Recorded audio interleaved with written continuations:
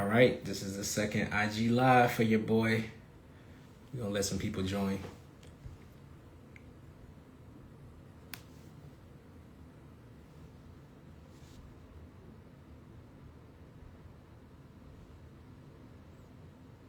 Hello, welcome. Can you hear me okay?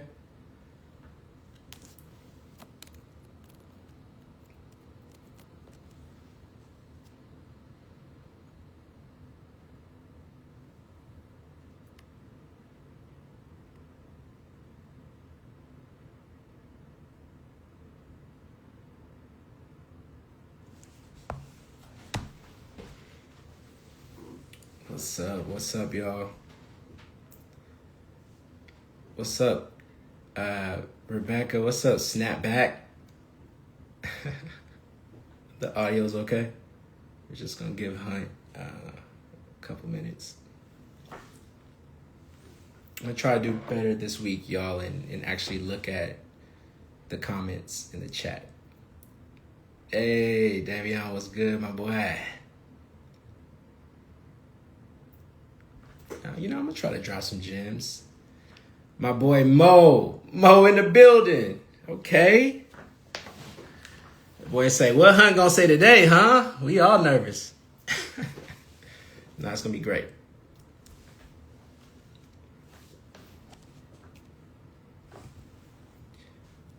In the building. That boy. Mo's one of the realest, man. We gotta get you on here. Man. You got a lot of gems to drop.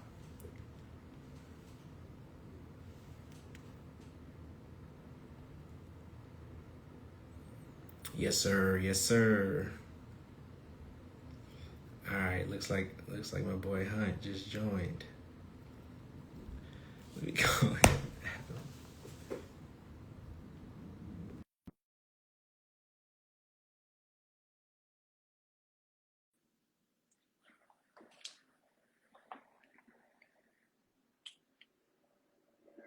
All right, so there it is. Hey Jay, what's up, my boy? My dog. I see you in the black tee. Same Hey, energy. hey, it's a little 7 iron joint, little pray for our birdies. I love that, Yeah, man. I love that, bro. That's part of what I'm gonna say about you in your bio. Actually, you really support your friends, and that's not everybody does that. So I just want you to know that I see that, I appreciate that, and I'm sure JD does too. Shout out to 7 Iron Golf. oh yeah, definitely. I think that's something as like black men we have to do, right? Yeah, Because when it comes down to it, like especially when you're starting a brand, even kind of like you starting what you just started, like you go out and you say, was anybody messing with what I'm doing? yep. Is anybody really supporting? And it's like if you got two or three homies around you repping what it is. I tell JD all the time, man, like I go to golf courses without you. And people be like, hey, what glove is that? Hey, where you get that shirt from? Where that hat? And I just, hey, go to this site or hey, hit this person or hey, I actually got an extra in my car. You want one? What size you got? You selling So it or you giving it away? What you doing? I gotta give it away, man. Like, cause Oh, I've been blessed. You know what I'm saying? Like he blesses me, so I try to bless other people. And it's not even just that, like from a business standpoint. It's just when you have something, when something's good, you tell people, right? Like you go to a restaurant and you say, "Man, that was great. Like I went to Taco Madera.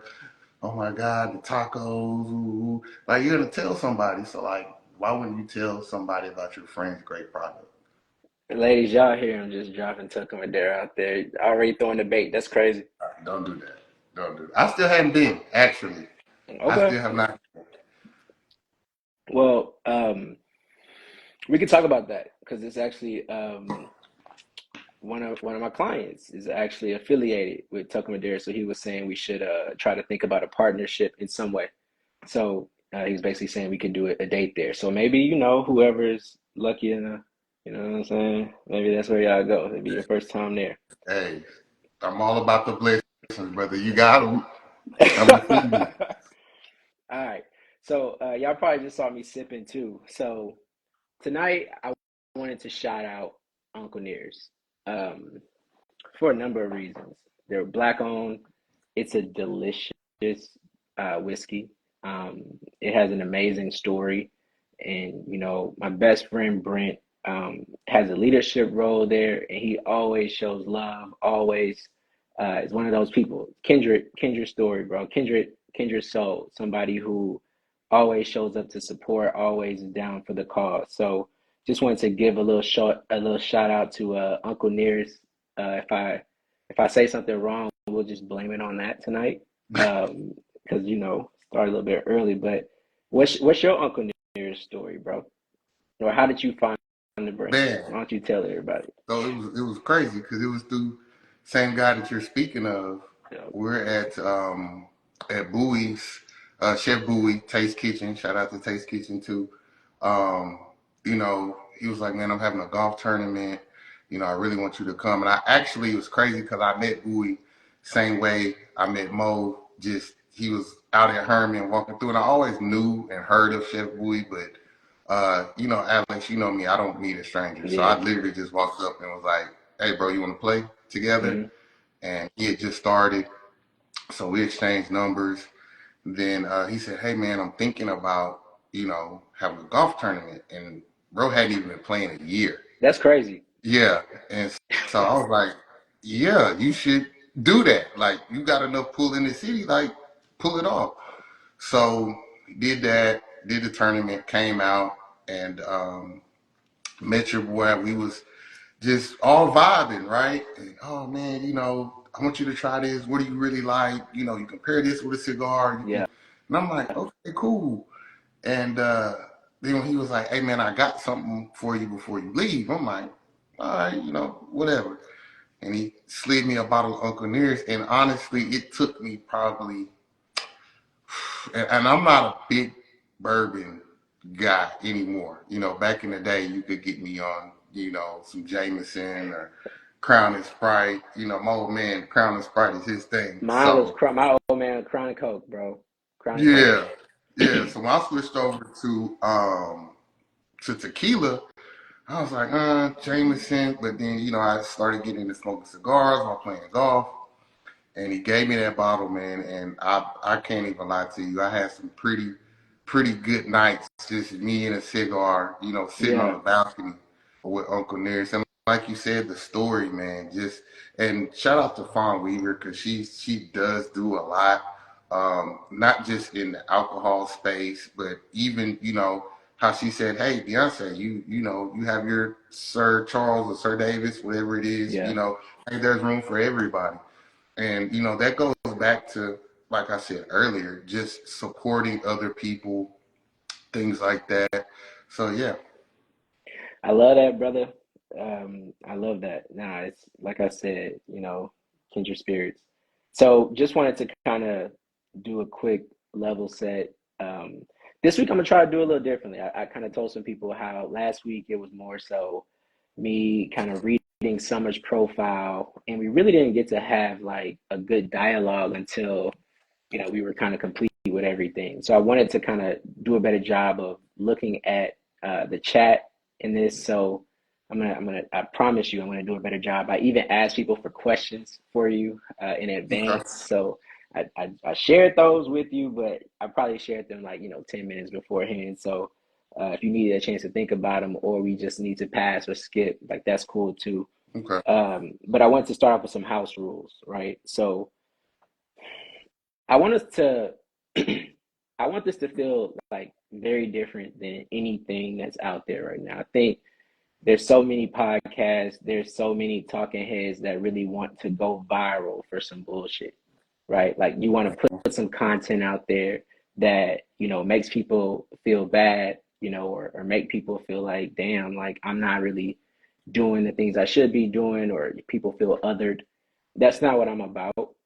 I just want to have real, honest conversations with real singles.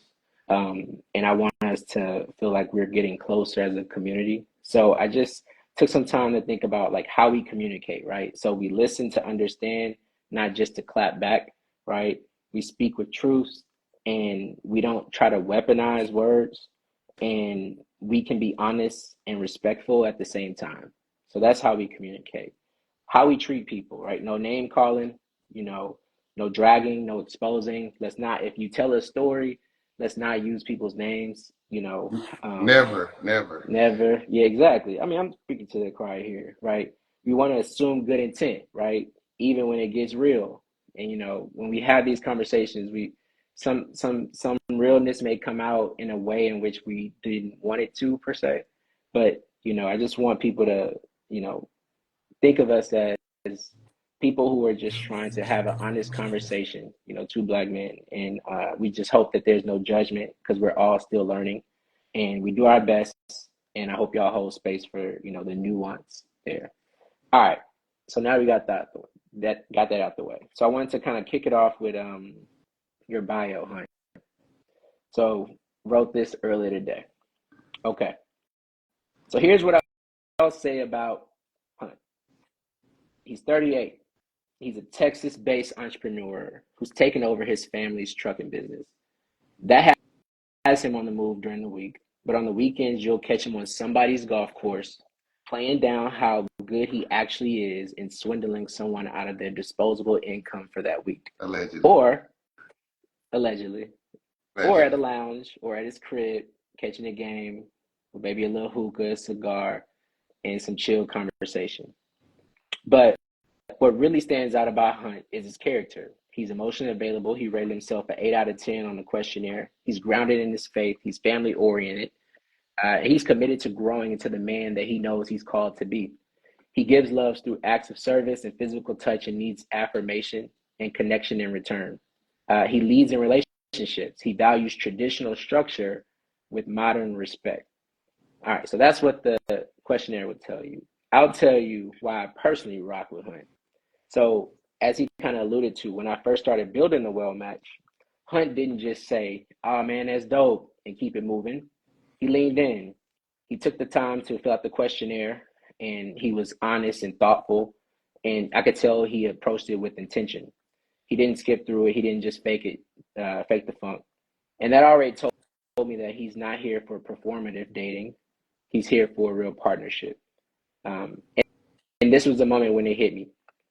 I had two women in mind for a potential match for him. One spent her weekends primarily in the church, in Bible study. The other, probably at camp, 50-15.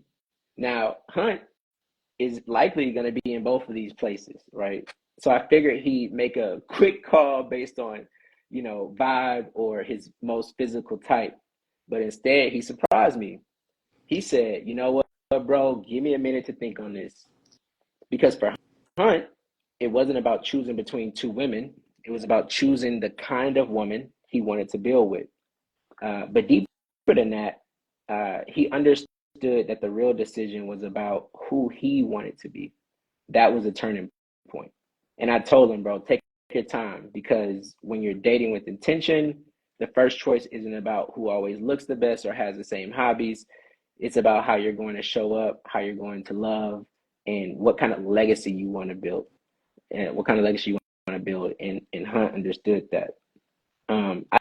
I think I didn't I say, did God say something about finding a good woman, or did he say something about stepping on what did you say? Like putting our feet on club lounges. Anyway, I forgot, but it was something. And that's okay. So who is that woman? Here's what I think, guys. I think she's emotionally mature, spiritually grounded, and truly ready. She has a spirit about herself and has strong character. Someone who lets a good man lead without losing herself in the process. She's a type of woman who values peace, partnership, and passion. Someone who can match his energy both emotionally and physically. He can tell she can tell the hookah man when the coals need to be replaced, but also ask him to pray for her because she knows that he's locked in spiritually. She can absolutely match his ambition, but still respect his role. She's consistent, curious, and comfortable in her own skin, not just looking to be chosen, um, but to co-create something that's lasting. So yeah, that's the kind of woman I think gets the best out of Hunt. But again, so this whole conversation today is going to be about, am I right? Like what sort of things are really important for him. And as you all know, probably by now, I have 9 compatibility areas, right? Going from emotional intelligence, to to physical. So we're going to be going through each of those nine. I'm going to start off with just like a little summary of, what Hunt said. I'm going to, we talked about some privacy stuff, so I'm not going to tell all his business here. But we're going to have like some honest conversation. And then that's where I'm going to integrate a question for him to answer in this moment. And if there are any questions that you guys have or points that you want to clarify, feel free to share it. Okay. So for EQ, emotional intelligence. So Hunt is you've done consistent therapy and you've named reflection as a key tool in your personal growth. You admit past mistakes, like ignoring red flags and not recognizing misalignment when there's misalignment in values. Um, you have self-awareness. It shows up in your calm communication style, although you can turn up, um, but more so with the fellas. Like I don't know. We can talk about that if you turn up, but and his desire to grow in understanding women's emotions. So what I got from there is like, bro, you're not perfect. You're not trying to be. Like the cool thing about you is like you're the same person on the golf course that you are in relationships. It's like, yo, like you put in the work and you just kind of you play your best. You know what I'm saying? But you Yeah, also know we're not getting paid for it, right? So it's like you're exactly, gonna mess up, right? So exactly. yeah, I guess my question to you is like, when did you first realize? Because I love that you go to therapy. We talk about therapy. When did you first realize therapy was necessary? And like, what's the thing you learned in therapy that maybe changed how you show love? So therapy was it was a thing that was tried when I was a little younger. I think I was probably, in fact, I do remember I was like 18, 19.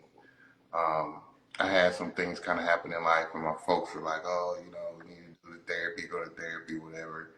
And at that time, it was kind of like sometimes when you go to family therapy, it can be very difficult because there's always either one family member or both, or how many ever is in the equation that they're going to have somebody say, "You're right," he's this, he's so and so, whatever, right? And so it felt like a real attack, kind of like, okay, we're paying this for you to tell them that so that really turned me off to it for a Mm-hmm. really long time. So, you go through your 20s, um, and if you're a younger man in your 20s and you're blessed to have older men who you can actually talk to freely, like that's also a form of therapy that you really don't realize that you're Absolutely. getting, That right? community. Um, Who were those men for you?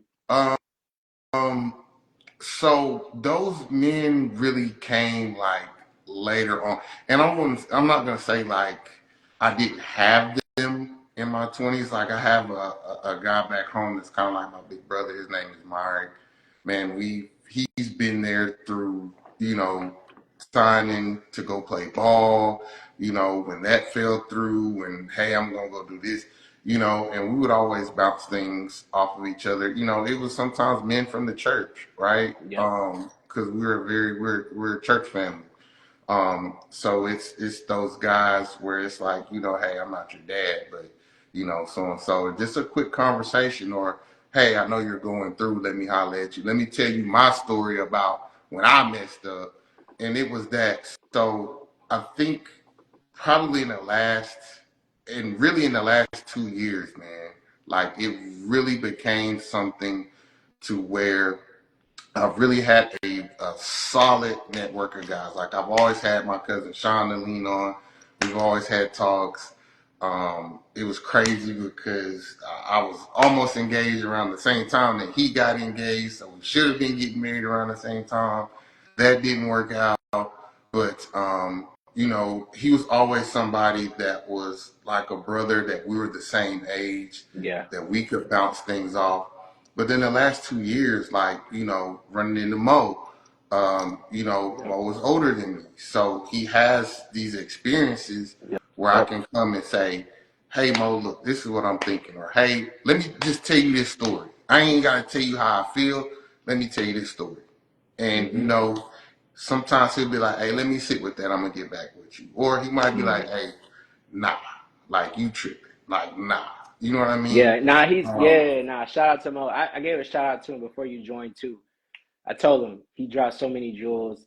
Man is so wise. And yeah, Mo, I echo everything that Hunt is saying, bro. We appreciate you, bro. We and keep playing that role, man. Like just because we beat you in golf don't mean you can't give us, good advice. So we yeah, appreciate that, man. yeah, and it's a thing where it's not just Mo. You heard me kind of shout out Yeah. JD earlier. Yep, yep. He's been there, and two, I tell people this, especially when I really like honed in and said, okay, let me get serious. You have to have a group of men that are married, that have had tried true situations for you to talk to, right?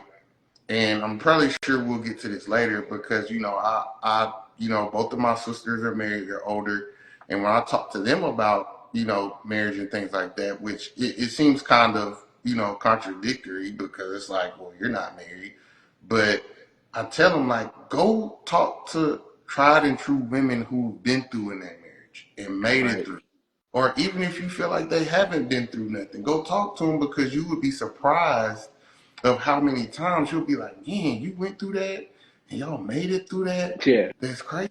You know what I mean? I do. I do. So And so like and you use that in order to kind of use that as a lens to look at the relationships that you're dealing with to say, oh shit, like I know I'm dealing with this, and maybe I feel like what I'm dealing with is specific to this person.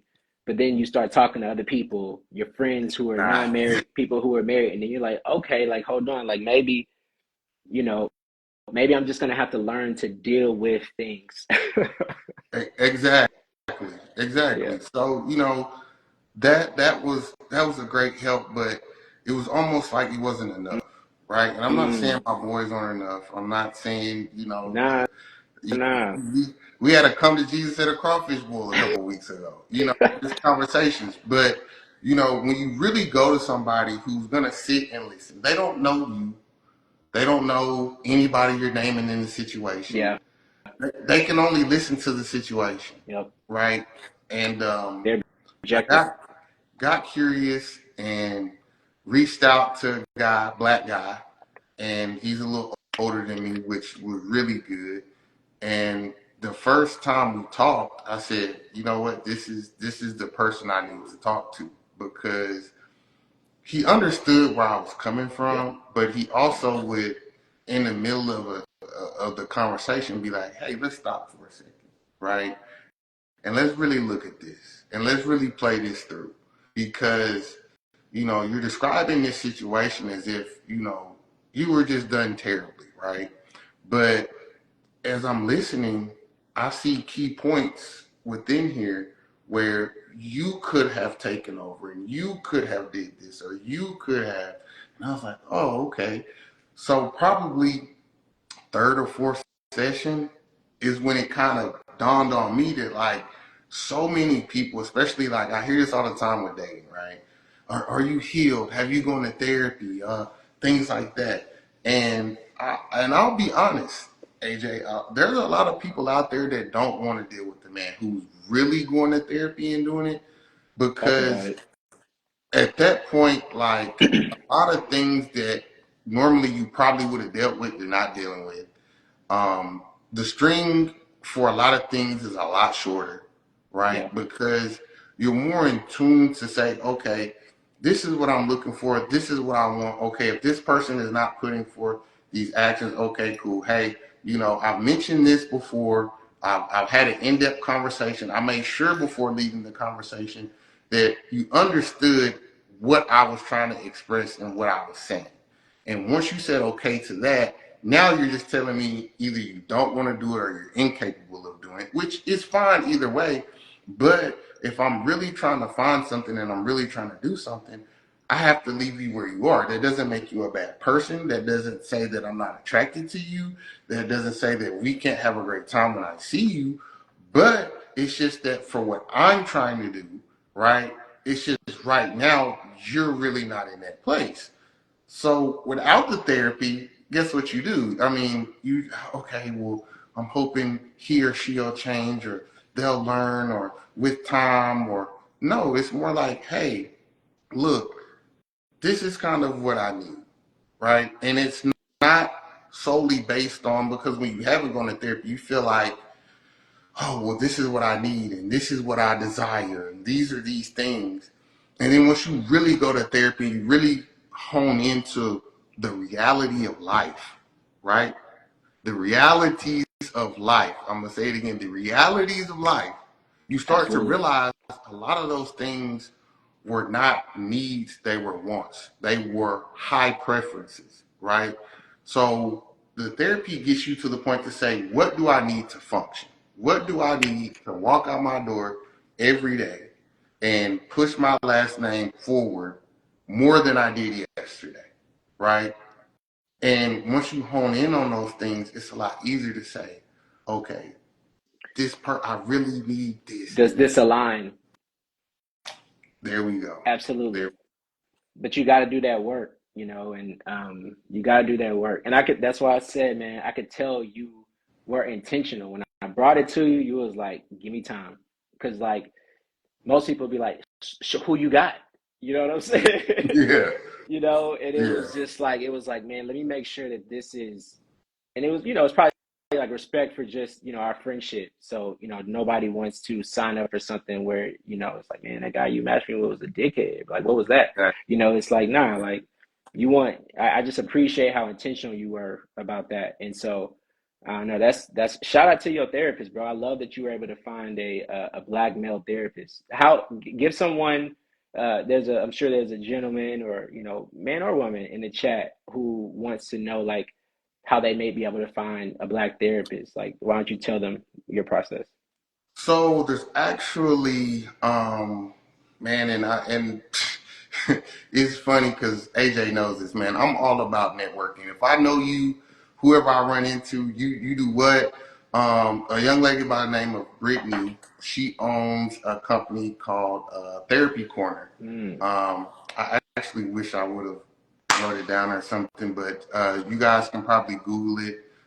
Therapy Corner. It's actually all black, right? mm. It's owned by a black woman, Texas Southern graduate. Shout out to TSU. Um, and it's all black people, right? So it's black women talking to other black women. It's black men talking to other black men, or Love if that. you feel more comfortable talking to a man as being a woman, that can happen. But I really do recommend checking them out, and even if you don't go with them, you can Google it, or like we like to do, just chat GPT, a black therapist in Houston. There you go. But get y'all a therapist, man. I love that you got two black men on here talking about the power of therapy. Where else can you find that? All right. Anyway, so the next one is communication and conflict. All right. So, Hunt, in the questionnaire, I gleaned that you prefer your space when you're upset. You value a calm resolution. It's almost like you got to watch yourself if someone tries to escalate things, and like it seems like intentionally you need to put yourself with somebody who's just like has like a calm demeanor or knows how to bring things to you.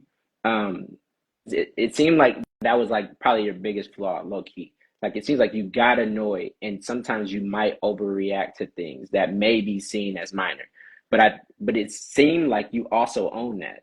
Like you own that shit, like when I was reading it. And you've also recognized that your past relationship failed probably because of miscommunication around boundaries, particularly with family. Um, so yeah, man, like we can take that a number of ways. The question I prepared was, for me, it's not always before therapy, it wasn't easy for me to say, man, that hurt my feelings and I feel abandoned, right? Because I didn't have all the tools. And the simplest tool for me was this thing that they called a feelings wheel, where you had like a wheel of all the ways you could feel. And it would start with the basic ones: sad, happy, angry, mad. And then like there was a step beyond that. Like if you're sad, like, okay, there are more words, right? And you know all the words. It's just I knew all the definitions. Let's say it's 100 different emotions. I knew all the words. Like if you asked me to describe it, I could tell you what that was. But what I couldn't do is place my emotion that I was feeling in a moment with that word though. Like I never had the ability to say I'm anxious. I'm Mhm. I would just simplify it because I didn't have like the vocabulary. It wasn't in my lexicon to be like I feel abandoned.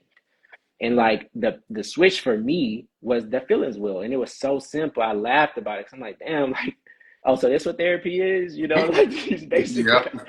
But at the end of the day, man, I gotta give them credit because like for me that changed a lot.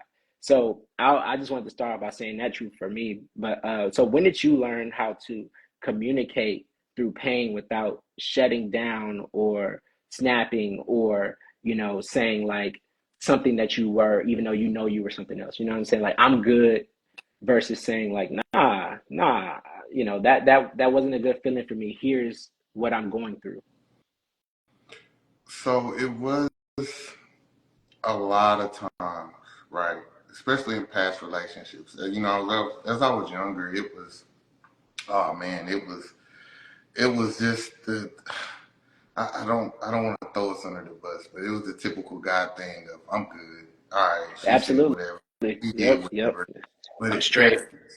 It festers, Yep. right? It Yep. festers and it adds up. Um, and then all it takes is just that one little nitpicky thing, right? And one thing about me is I've never put my hands on a woman. I don't believe in that. Right. I have, Absolutely. mom, two sisters, two nieces. Like I don't, it's not something I do. So for me, it was a lot easier. Like, okay, I'm to this point. Okay, now I'm over yelling. Now I done knocked this off the table. I'm out the door. Mm-hmm. Right?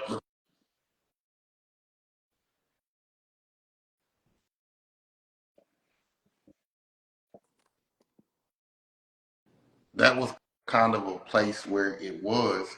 And then eventually, as I got older, it was sometimes a lot less of the emotional outburst and more kind of like the quiet leave, right? I think a lot of men have done the quiet leave where, Check out, yeah, ghost, you know what I'm yeah, saying? Like, you know what?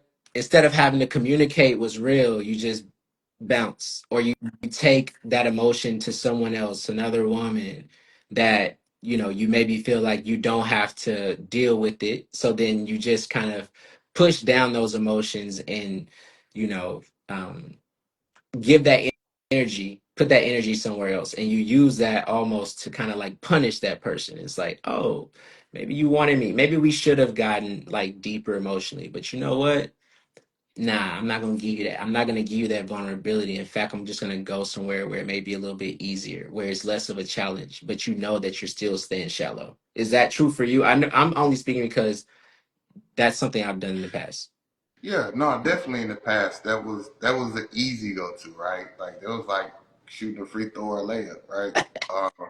So um, I end up having to get to a point. The last time it ever happened was like my last relationship, and it was like I said, it was you know time and time over again of things that you keep in because it's easy for a woman to sit down and look at you and say, well, you're not doing this, or I'm not getting this, or so and so. But it's really hard for a man to sit down and say, hey, look, this is what you're not doing.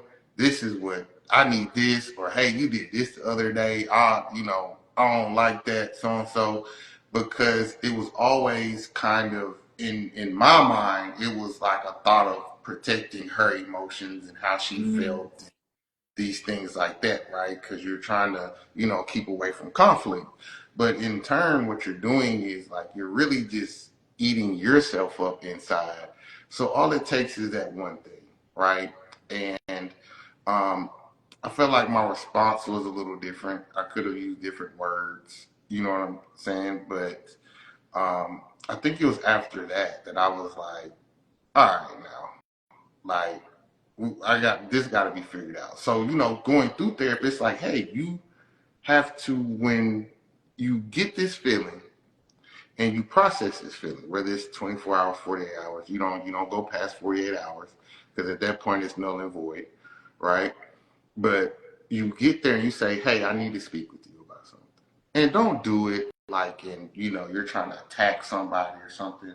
Hey, babe, I always say this about women: you get way more out of us, like when you come in and you sit down and maybe you sit on our lap or sit up next to us and maybe rub on our beard, rub on our head and, "Oh, how was your day?" Absolutely.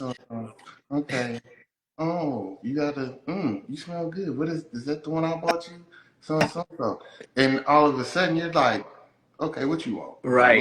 What you what need, because I'm gonna give you it to need, you. right? Right. Absolutely. But you're more open to the conversation because like, all right, cool. And she softened it up. So I've had to learn, like, sometimes, especially with women, you need to soften things up a little bit, right? Absolutely. To be able to say, hey, babe, hey, I'm gonna cook tonight. You know what I mean? In which I cook anyway, but hey, I'm gonna cook tonight. Maybe you get the wine, maybe y'all kind of chill. Hey, we're gonna watch that one show. You know, and maybe at the end of the show, you're like, hey, I just wanted to talk to you about something because you've had a good night, right? She hasn't had to Mhm. cook, yes, so and so, and it's not, and you're bringing it to her before it's a major issue, right? So Yeah. you're saying, hey, when it comes to this aspect, I kind of need you to show up for me in this way, right? And Absolutely. and do you think you can show? If you don't think you can, hey, I understand. Or if you Mhm. want to and you don't know how, let me figure out how to help you and to see what that looks like, right? Absolutely. I think that's just a healed perspective. I mean, it's like, time boxing things. Okay, maybe in the moment you need space, but you got to be man enough to know that, like, look, we can come back to this in an hour, and like that's the shift, fellas. Like, give a time where you can come back to it, because you can't just think that you can just drop it and it's gonna stay dropped. Mm-mm. Like, that's not gonna happen. That's just gonna lead to you getting more and more frustrated when it comes up when you least expect, and you're like, I thought that was over with. Nah, bro. Like, it was never addressed. So like the lesson that I think we want to share here is like time box things. If you get in an argument, say, man, it's getting a little heated. Why don't we just, watch this movie? We can kind of go our separate ways, but in an hour, in a day, in a day and a half, right? Like, let's try to max it out after 2 days though. So I completely agree with that. And then to your other point, I try to tell people that every man has a king and a fool in him, and whichever one women you talk to, that's the version you get back. He just kind of laid out that example for him. I don't know if y'all caught that, but talk to us in a way, and I'm not saying that like you are more than in your, it's more than fair to talk to whomever you want, however you want. I just think you get better data when you talk to the king and not the fool. And I tell men, talk to the queen and not the pawn, right? Talk to the queen. The queen is the most powerful piece on the chessboard. The pawn, disposable, you know is built to crash out, right? So if you tell someone like, yo, you're not special, like, what I'm saying? Like, why do you Sure. tell you my plans? You can't do nothing for me, versus talking to the queen. The queen is your best line of defense, right? Uh, So uh, it goes both ways, right? Someone said it's important to create a safe space to get your yes, man. Absolutely. Absolutely. And that goes both ways. So I don't want people to feel like, yeah, we saying women, y'all gotta talk to us, correct. Otherwise, we don't know what version you get. It's like that's not something we're a lot of times proud of, honestly. So like, why don't we both try to strive to create a safe space for each other, for us to communicate? Because we know that it's so important. So I appreciate you sharing that, man. All right, so let's talk about financial mindset. So this is 3 of 9. So, Hunt, you do well. You do well, brother. And it's clear that, what I love though, you said you'd also date someone who makes significantly less. But I think that the number you were saying, like, I would love if she made 65K or more. Like, I think that's reasonable based off of what you're bringing in. And you also committed to being a provider for the rest of your life, basically. and you see that like financial alignment is important, that's not optional for you. Like you take that shit seriously.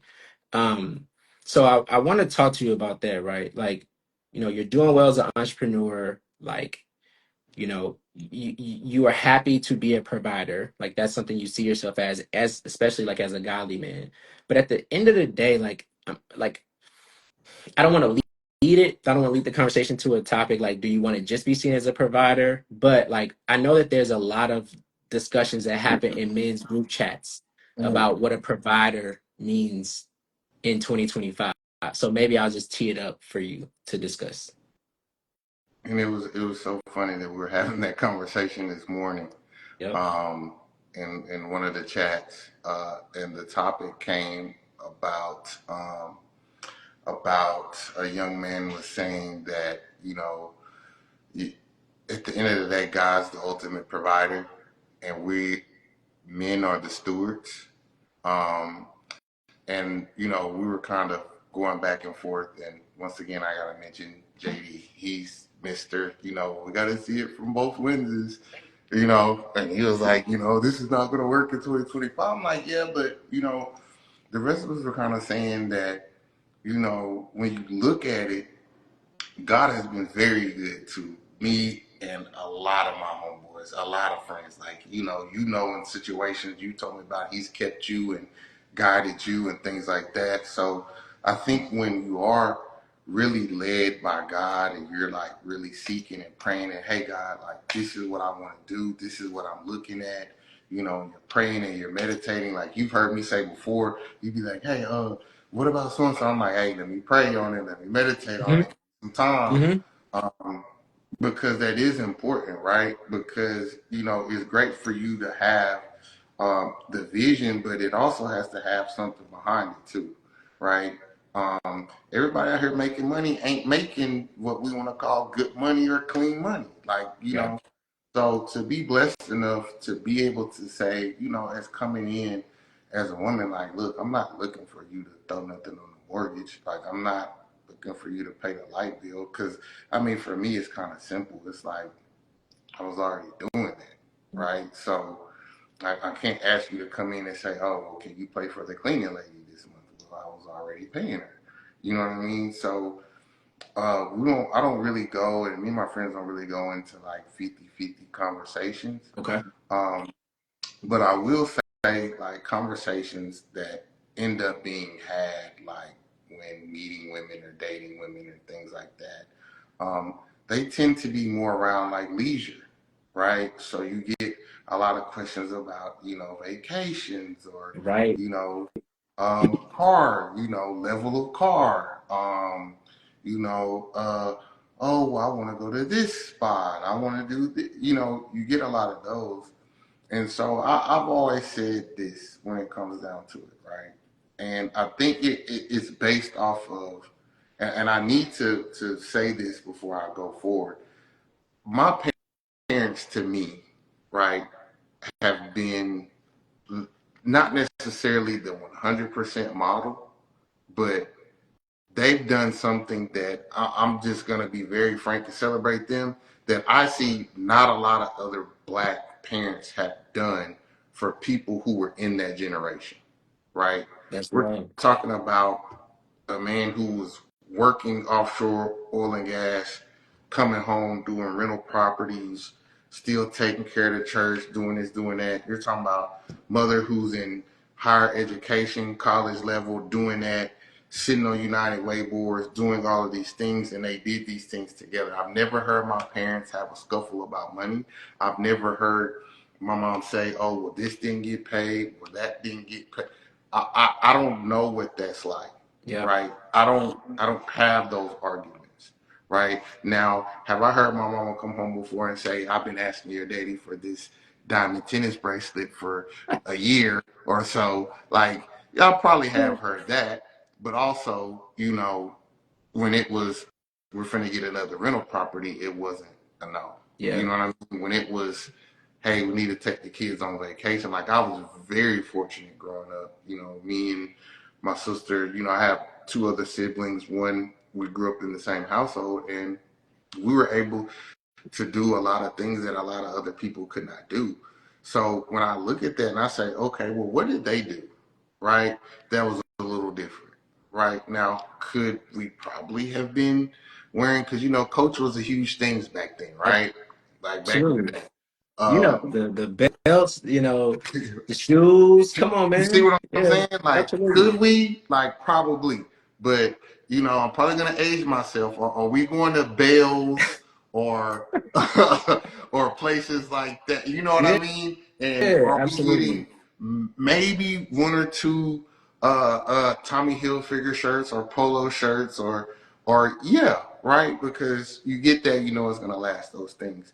But I think sometimes where it gets me is in dating, you meet people and it's like, well, I have this vision for my life. This is I should be on a yacht in Italy, right? That's where I should be, or I deserve to be, you know, um, wherever in the Maldives. And hey, I agree, right? I'll probably be in Italy not too far from now. I'll probably be in the mall because I want to experience those things too. But I think what becomes an issue is when you come into a conversation, right, and you don't really know this person. You don't really know uh, what they have to offer. You don't really know the intention, and we're talking about those things. So those kind of end up kind of being a turnoff because long term, I guess we have to bring this into finances, like you said, like taking over family company, right? That's 25 years, right? They got downsized, and me and you talk all the time that it's like, bro, I'm trying to figure out how to grow this thing back up. I'm trying to at least get it back to where he had it, and then maybe even further. Well, what does that look like, It's a right? plan. It's a You know plan. what It I'm takes reinvestment. It takes sacrifice, but it's risk and reward. It just takes alignment to be on the same page with where this should go and why it's going there. saying? So Exactly. that's what you look for. Exactly. So it's like, hey, the basics are being taken care of, right? The basics are being taken care of. You're getting to stand on the couch at camp every There we go. once in a while. You're I knew you getting was going. to Yeah. you've experienced B&B Butcher. They brought you to steak. We're doing these things, right? But at the end of the day, I have to be able to look at you and say, hey, if something was to happen to me, right? And I do have this money coming in, or I have set up this thing in this space, like, or my children, or is my legacy that I've said, hey, my folks did this, let me build off of this. Okay, we've set this up. Is this going to be managed in a way where now my children, God bless me with those. I don't have any, but are they gonna be okay? Are they gonna be taken care of? Are they gonna be able to live an okay life? Or is mom gonna go out and say, well, dad passed, I just hit for 3 million, let me go get the new G Wagon? Right. Like, is that probably the best thing to do? Probably not, right? But I think those conversations kind of have to be had because I know for women, finances is it's a sense of security, but I think for us as men, finances turn into a sense of legacy. Mhm. Yeah, I completely agree with you. Here's the push I will give you from a married dude, bro. My wife has called me a resource hoarder at points in times because it's like sometimes you can get so caught up in just saving for legacy, saving for a later day. And a lot of times, we have to be also open to living in the moment and going out on those trips too. And I think that you're not saying that like you're against that. You said you would love to go to some of those places too. You see yourself in those places. It's really just budgeting and making sure y'all are aligned with what y'all want to do. And maybe it's like a meeting. I know one of my homeboys, Ben, is on here. He and his wife do a monthly financial meeting. That's great. Yeah, We don't. You know what I'm saying? But that's great. Mal wants us to get there, so we'll probably get there eventually. But at least we do talk about like the shit that we want to do, like let's say 3, 4 times a year, and we'll plan in advance for those. But for me, that was a big shift because I'm like, well, we could just stack though. We could just stack. You know what I'm We saying? could just like, hey, let's get away. Let's Yeah, and get a getaway just ticket take to the Atlanta. Let's impromptu. run to, Yeah, because I yeah, guess for me, I think one thing I had to in my last relationship, it ended up coming up in a conversation was, to me, like when it's like vacation, like when I use the word vacation, we vacation. Like we budget, what are we like? We out here. You know what I'm saying? But I had to realize that sometimes a quick, man, we're gonna go to Chicago for the weekend. It's Taste of Chicago weekend.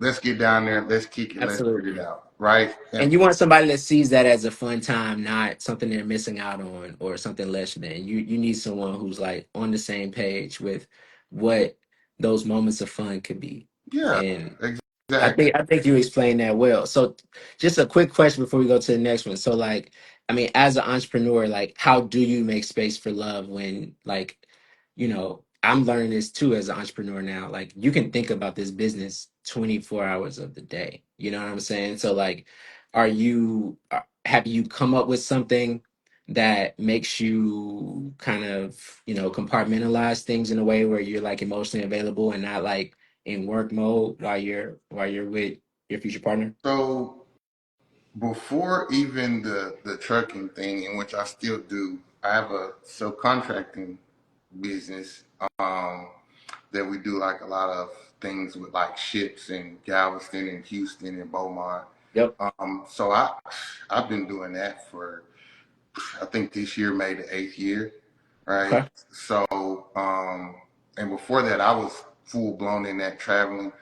But so what I do is I try to once a week, right? Once a week, I know for sure this is a day. I know for sure this is a time. We're gonna do something. Whether it's we're in the house, we cook, we watch the movie, we talk, we play, or maybe we go out. Hey, let's go to Dave and Buster's, or hey, you know, I might send you. I might know, like I might. I don't want to give away, all my ammo, but something simple like hey, you're free this Friday. You keep asking her on Monday, Tuesday, like, what you doing Friday? What you Absolutely. got Friday? Got nothing. So, maybe you can lead into, no, I'm just chilling Friday. Woo, woo. So Friday morning, you might shoot that text. Hey, look, 7:15. You need to be standing on your doorstep with that dress I like. I'm not telling you where we're going. Just be ready to get in the car. Just ride. You know what they say, passenger princesses. Let's just go. Absolutely. You know what I mean? Um, so I think throughout the month, and sometimes it's not once in a week. Sometimes it can be twice in a week because I know that next week can be busy or I might be out of town or something. But making time is not the issue, right? I love that, dog. Yeah, dog. You got it. You got it. You got it. I see the likes and the hearts. Stop it. You all right. All right, so now we're gonna talk about relationship roles. Actually, we're gonna talk about relationship goals first, then we'll talk about roles later. All right, so I saw in the questionnaire, man, you're deeply intentional. I think people see this, right? So when I'm talking about Hunt, I think y'all are like probably nodding y'all heads. He's emotionally available. He's preparing for marriage. He wants kids, and he's flexible on his timeline. So he's he's in a reflective mode where I think, after past breakups, he's coming in with a lot more clarity and maturity. Like I always talk about, this is gonna be vulnerable, right? Like, I think that when I met my wife, man, I was um I was at a point in my life where like I was really at a point where I was like marriage material. Mm, And I'm the same guy that I've always been. But if you would have met me in 2006, bro, or before, in college, like while I had strong character, I just wasn't at a point where I was like really at that place to be the man that God was calling me to be, right? mhm, And I only said that because Hunt's at that place. I can see it. Like when you've been through it, you know what I'm saying? It's not like it's this sense of, damn, I know what's out here. and I know what I would have to give up, but I also know what I want to receive and what I have to do in order to receive that. It's like you know the investment. So I just want to say that, bro. But talk more about like your relationship goals. The question I had was like, what shifted for you to say like I'm ready for one person, and what does commitment actually look like to you now? This is gonna sound so crazy, but when you've done it for a really long time, right? So I've been the Division One high school player, Hmm. right? Who's dated the dance team girl. I've been the college player who, it was college was college. It was fun, right? Moved to Houston, and I've been the football player here. Then I've been the promoter, and I've been the oh, I know this guy. Like, you see a lot, you've enjoyed a lot. Like, at some point, you have to really ask yourself, right? If I was to end right now, just boom, done, right? Yep. What have I left? What have I done? Like, yeah, I might have impacted some people. That's great.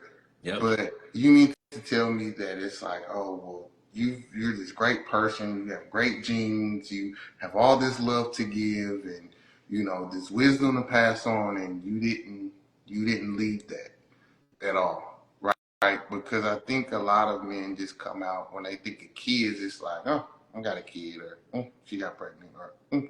Yeah. Like, no, I kind of look at it like, no, that's my seed. That's Special. the Yeah. representation of me when I'm no longer here. Because it's not to say, I'm gonna be here forever and a day, but if something happens to me and I leave here, I would want somebody to say, hey, that's Rashad's son, and that's a hell of a young man. You know what I mean? Or Absolutely. that's his daughter. Man, she's amazing. You know what I mean? He really did some work with her. So the legacy is a big thing, and I think the more or less, and working with two parents is not for the weak. Understand? I'm working on two sides, trucking with one, real estate with the other. But you start to really understand like that feeling when it's like, you hear your dad like, yeah, my son's taking over. He got some things he want to do, and just watch him and see how he talks and how he feels, and then sitting down and having these think tanks with my mom. And, okay, well, this is what we need to do with this property. This is what's going on with this. Hey, let me show you how. And especially with it being them being older and then I'm younger, so I'm kind of bringing in more technology. I'm kind of bringing in, okay, well, hey, let's run this. All right, we're gonna run a report on that. We're not doing it by hand. We need to input this, so and so. And you start to see, and you start to, when they're smiling and they're like, yeah, I work with my son, or my son does this, or, you see it a little bit when you're younger with sports, when they're proud of you, things like that. But I think when Absolutely. you But it's got, a whole different yeah, level. Yeah. when It's you a got whole different older, level. Yeah. it's Yeah. like, yeah, that's him. That's my boy that's doing X, Y, and Z. Like, when you're young, it's like, yeah, oh, he signed to play ball. He, yeah, yeah. But now it's like, yeah, here in a minute, y'all gonna have to holler at him. You ain't gonna be able to talk to me Right. no more. Y'all gonna have to holler at him. And Absolutely. so that's something that I want, because it's like, I want to be able to pass that. Something was passed to me. Let me pass that to my children, because that's how a lot of great families are built, right? It's not just, oh, well, so and so was a They're multi-millionaire. planned for. They're planned for. It's intentional, and you couldn't wait until they were brought into the world. I think that's what makes a. I think there was a study, bro, that said like that's the most important characteristics that kids should see growing up, right? Like mom and dad, like in a healthy relationship, in a relationship Uh-huh. where they felt like they prepared for you. Um, so nah, man, I appreciate you sharing that. That is real talk. I agree with Neiman. All right. So I mean, y'all hear it. Y'all hear this. I told y'all. I understand the point that he's at, and he said summer, summer, summer. Let's see the fireworks between these two. So that's my boy Ben. That's the guy I was telling you about. He wants to know if there's interest in summer. Maybe we hold off on that. I mean, maybe you can see from the look on it. I don't know. I don't know. I'm not gonna look at his facial expressions too. I know he was at the live last week, so maybe we could talk about that later. But I think I have somebody else in mind for Hunt, honestly. Okay, so lifestyle and values. All right, so Hunt is faith driven. Y'all hear it, right? He's actively practicing. Whole family go to church too. Prefers someone who's spiritually aligned and values community, ambition, and conversation. He's open to long distance cohabitation before marriage and lives a fairly stable lifestyle with occasional, in-state travel. Um, so the red flag clarify for lifestyle values. He's really not interested in anyone with different political or religious views or any unmanaged health conditions. So I guess, Hunt, the question for you is, what's one value you won't compromise on, even if the person is like fine and fun? Like you have to have some type of faith. Like I just feel like if you don't, like, granted, I'm not picky. Like, oh, I'm Baptist, she's Methodist, or oh, I'm Baptist, she's non-denomination. But you know what I mean? Like, it's got to be something because I want to know who you go to. Like when stuff gets hard, like who you go to, who you feel like is leading your. Absolutely. You know what I'm saying? Absolutely. Absolutely. Um, Absolutely. I know certain religions don't work well with that, and I'm not saying like we have to go be fully involved at the church and know Brother Hunt and so. No, but if I'm like, oh, we need to go to church this Sunday, or I'm like, we're, at my parents' house and my mom, so when I'm home, usually I go to church with my mom, or if she doesn't even go, You still some show up. Sundays I go anyway, right? Yeah. And I'm taking her tithes and offering, I'm, You speaking to people. representing. You the representative. Exactly, the representative. So, I'm there. Hey, how's your mom? Things like that. And especially when my mom had her accident in December, I Mm, was there. Now granted, I'm living there, right? Because we had a lot going on. I was trying to wait for the house to be done, stuff like hmm. that. So, it was still that community. It's like, hey, what do y'all need? Things like that. Like, that's what I've grown up in. I don't know anything else. I'm not saying, hey, somebody else's religion isn't as great, but Yeah. for us, I need you to understand, right? I don't need you to be like, oh, we've been in church 2.5 hours. What we doing, baby? This your first time in here? Like you don't know, brother so phone. You know what I'm saying? When they hit that Right. father, like you gotta know, hey, it's It's gonna be a minute. right. It's call and response. You know what I'm saying? And I mean, I think that you could teach some of that, but it's also, because like everybody not gonna grow up exactly like you. You know what I'm Yeah. saying? There's all these, different nuanced ways of growing up Christian while black. And what I hear you saying is like, yo, just have some reverence and respect for this experience. You want somebody who can kind of fit in, and it's not necessarily something y'all have to do every weekend, every Sunday, but you want someone who can understand when it's time to kind of just lock in. And maybe, I feel like you got purists and tourists, right? You don't have to be a purist in this, but like be a good tourist. You know what Exactly. I'm saying? That, Yeah, I got you. that's I it. got you. That's okay, cool. So if that's you, keep that in mind. Just keep that in mind. All right. So I love that faith. That's the thing you're not compromising on. I, That's really dope, bro. I love that. I love hearing that, man. That's so good to hear. All right, so let's move to attachment style and love language. This is 6 of 9. Okay, so while you're still learning your attachment pattern, you're emotionally self-aware and you have clarity on the love languages. And you said that you give love through acts of service and physical touch, and you ranked your main needs as affirmation, words of affirmation, and physical closeness in return. So it's like, so basically like physical touch is like how you like to receive and show, but then like you like to show it through acts of service and then receive words of affirmation. Is that kind of like a good summary? yeah. Um, I think, and I actually, because I knew that question was gonna come up, so I actually went did the little attachment Ah, you kit. did it. Yeah, that's Okay, let's crazy, go. right? Let's go. But but it came up as a secure attachment, I which was gonna say that. yeah, Yep. and Hmm. which I agree with what I read on that. I was like, let me read on this to make sure. But no, so for me, it's and people say, well, where did that come from, right? Um, and just being open and honest, like I grew up with a lot of times with my parents being proud of me, but it wasn't really, you could tell, but it wasn't like, hey, you did a great job today, you Hmm. know, or man, you're killing it, right? But they would go out in the community and, our son's killing it. He's doing this, he's so and so, right?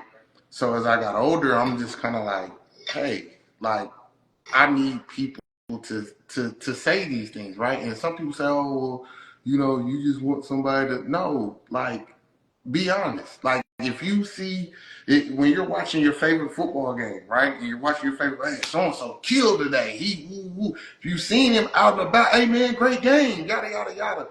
But if I'm your friend or if I'm your man or whatever it is, and I consider you close to me and you see me doing great, because I think a lot of times people don't really know how much, especially as a man, like a lot of self doubt comes in regardless of how much men come off as being confident and cocky and things like that.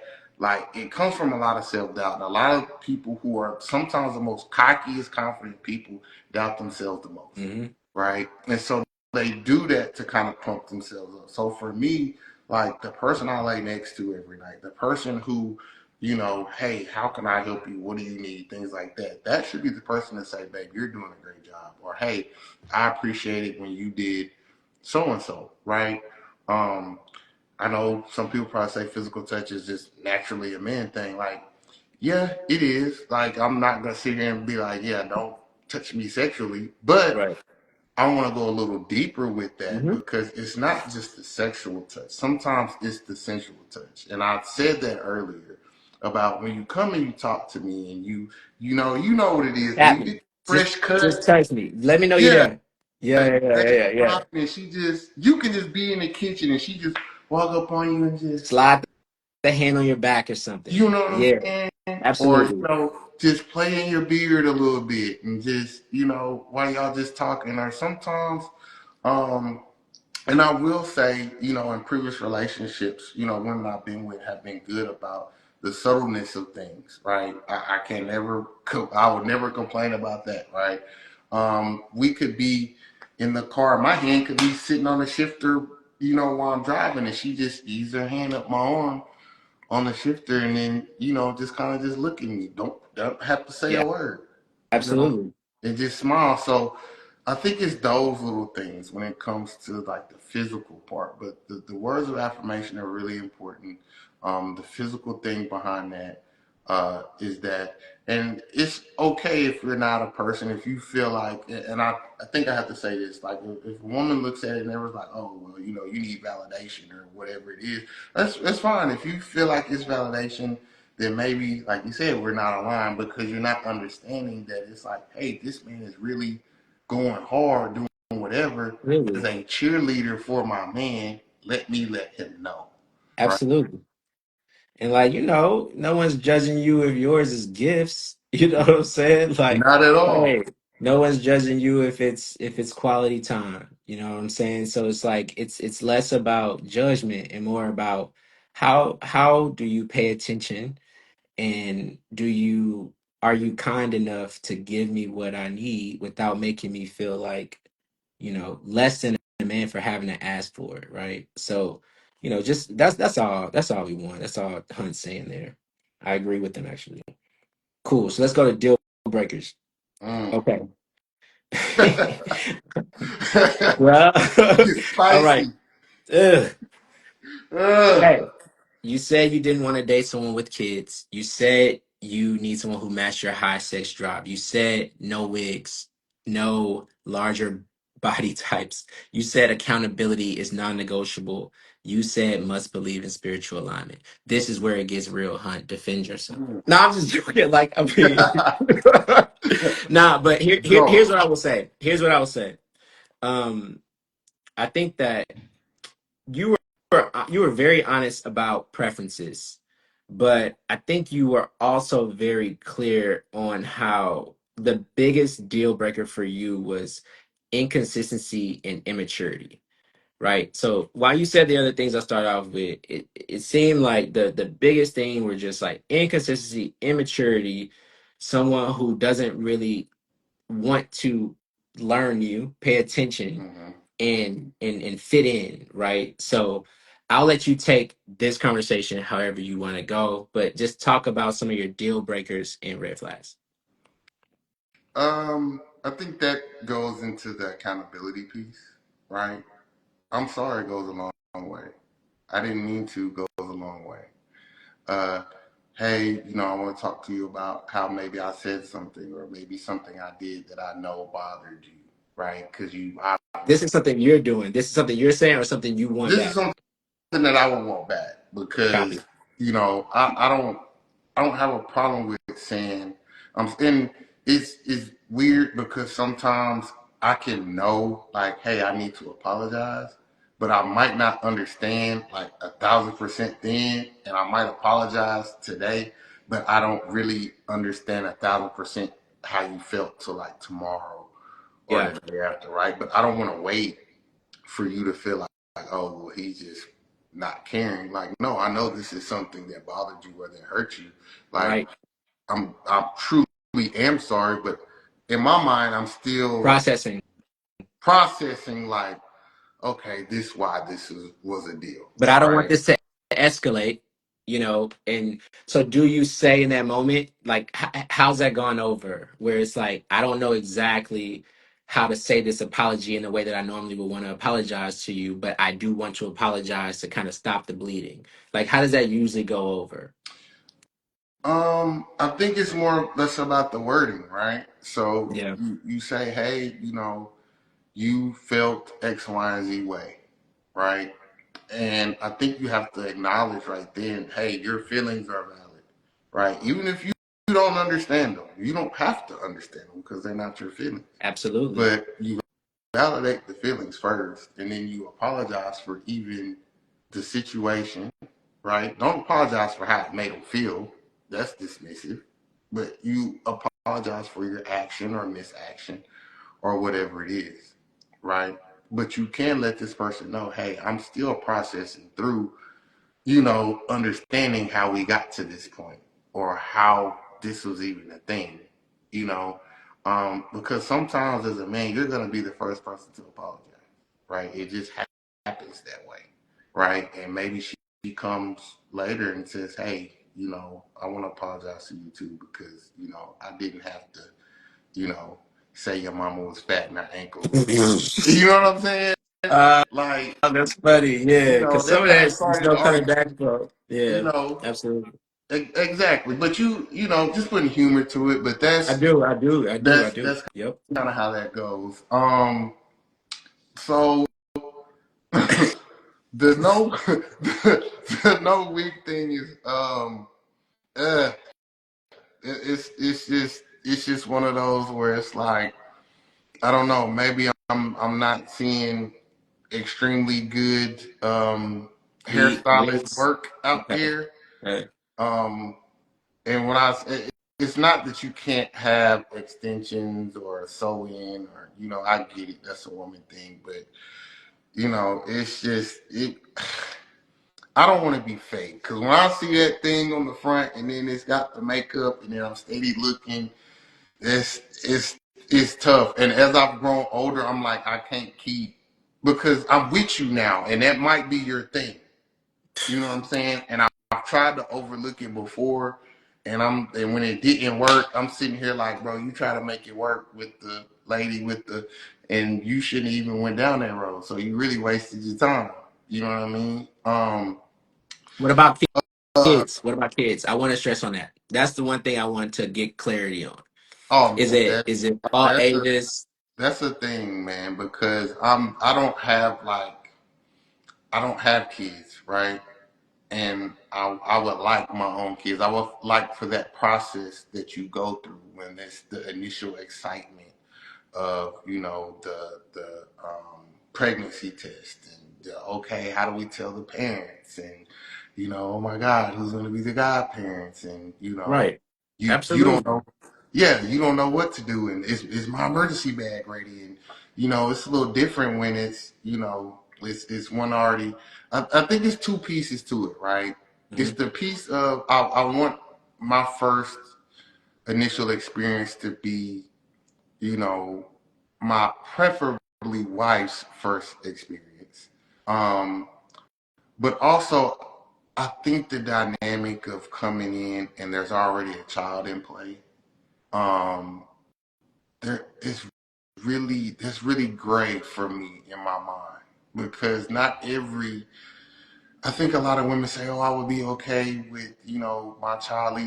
We're adding extra now because I've already had to get this foundation with you, right? And for you to believe in the leadership in these things, and now I have this little boy or little girl who's coming in who, she may have a great he or she may have a great relationship with their dad, and now you're with me every day. The rules are different here, right?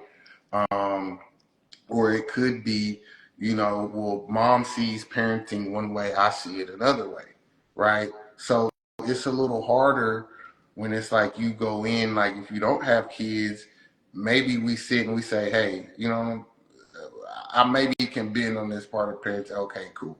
I get it, what you're saying. That's a mom, that's a woman way of looking at mom way. But once you Yep. have those kids, it's no, this is my child. This is how I'm going. Yeah. Things like Stay that. out of it, So, out of your jurisdiction. Yeah. exactly. So I I see. kind of try to avoid that, right? And it's not like, oh my God, I'm avoiding it like the plague.